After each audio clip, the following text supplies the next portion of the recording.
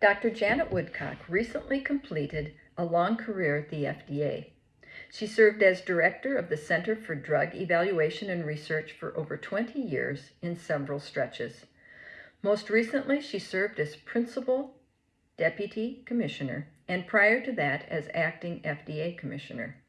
She held multiple other senior positions at the FDA, including at the Center for Biologics Evaluation and Research. On June 18, 2025, Dr. Woodcock spoke at the Bio International Convention. The former CEDAR director said she tells sponsors not to conduct an FDA-recommended study design or randomized trial if it will not work. Key takeaways. Sponsors should not follow FDA advice if they know the suggested trial will not work, Janet Woodcock said she tells sponsors. Woodcock said sponsors should do the right thing and conduct studies they believe will generate solid data. Woodcock argued her advice is consistent with FDA statutory authority. Janet Woodcock said she has told drug developers not to blindly follow agency advice, an unusual comment from a former U.S. Food and Drug Administration acting commissioner and longtime Center for Drug Evaluation and Research director. What I have been advising people is never to do the wrong study, Woodcock said at the June 18 Bio International Convention session on optimizing clinical trial design and execution for rare disease.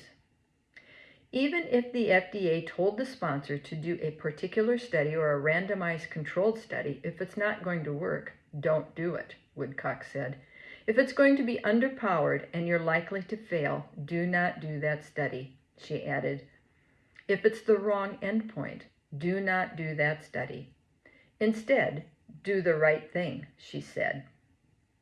Companies should focus on conducting studies they believe can generate solid data regardless of FDA's hesitancy. In many of these interventions, because the disease is so dire, the treatment effect is quite large, Woodcock argued. You will carry the day with your data. For very small heterogeneous diseases, Woodcock advises sequential N-of-1 studies, which involve following an individual, conducting a run-in phase, and picking that person's serious symptoms to track. Prospectively design and write it down what a clinically significant effect would be, she said, and then do that again and again for other patients.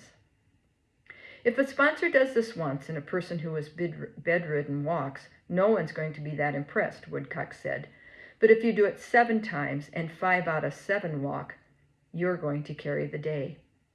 Woodcock argued her advice is consistent with FDA's drug approval authority.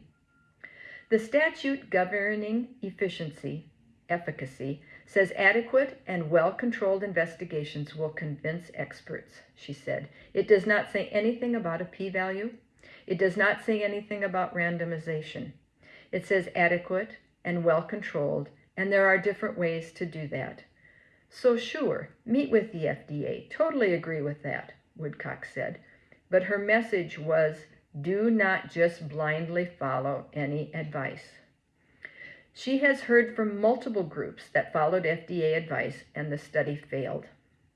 And that's just a tragedy because often with a rare disease, it can't happen again, Woodcock said.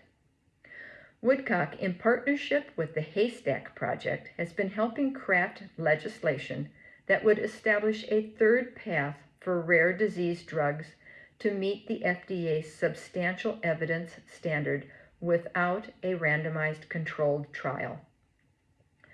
RCTs are fit for purpose for large populations, Woodcock said, but not fit for rare diseases.